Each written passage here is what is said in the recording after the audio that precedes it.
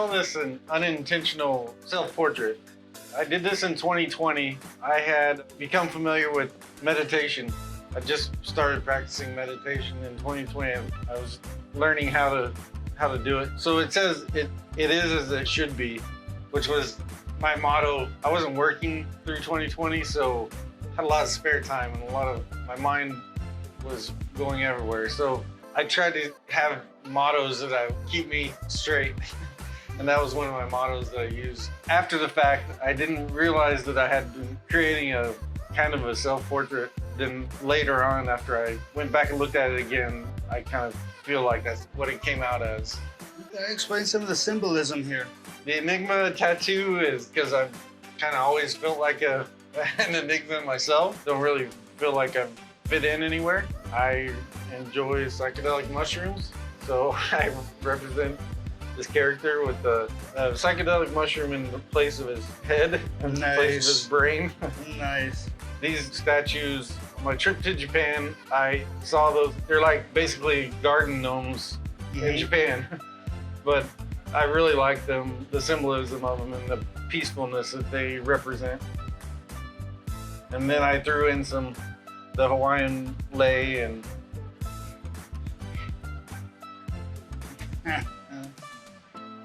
oh wow, that is, and really sharp detail. What's your medium here? color pencil. Color pencil. I put down a layer of marker first, and then just to block it out. Like if this area is going to be blue, I just use whatever blue to block it out, and then I go back over that with colored pencil and do all the shading and highlighting, texture and different hues and all that. Right.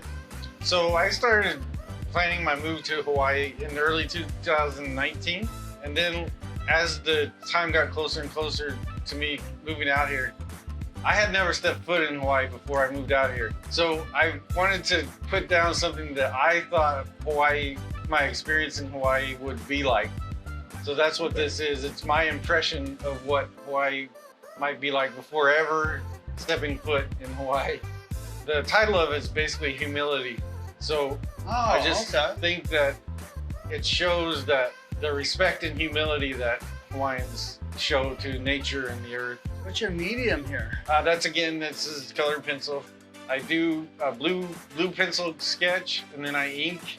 Well, with this one, I probably didn't ink very much because there's no outlines. On the other pieces, I usually ink, and then I put marker down, and then colored pencil at the last. This one looks like I just did straight colored pencil on that one.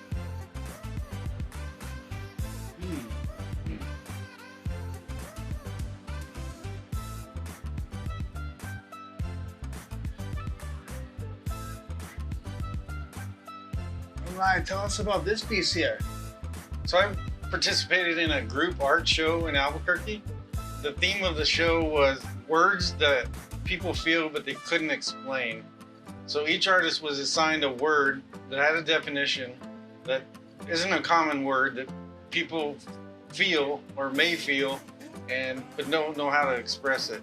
So my word was rigor samsa, which is a kind of psychological exoskeleton that can protect you from pain and contain your anxieties, but always ends up cracking under pressure or hollowed out by time, and will keep growing back again and again until you develop a more sophisticated emotional structure, held up by a strong and flexible spine, built less like a fortress than a cluster of tree houses. So my interpretation of that was like a shell that a person might keep around themselves to protect themselves from all their fears.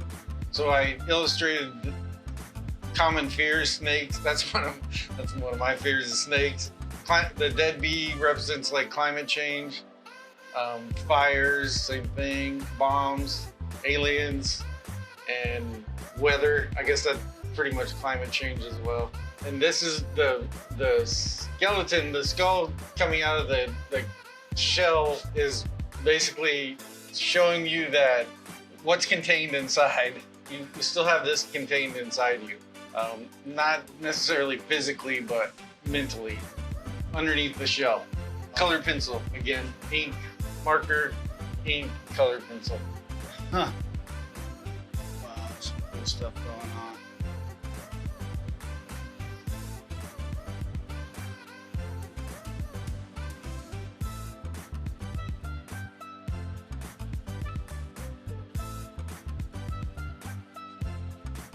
So how about this very Asian style piece here? This one's titled Autumn, and it's Japanese themed with the autumn background. I like the way that Japanese architecture and arrangement a lot of times creates a feeling of peace and serenity. And to add to that, there's I really enjoy bonsai art because it's all I feel that it's also a peaceful hobby. And I also like the shamisen. It's a Japanese lute that geishas learn, not necessarily geishas, but geishas do learn to play the shamisen as part of their training. And of course the geisha, they sacrifice a lot of their life to their art, and it's amazing.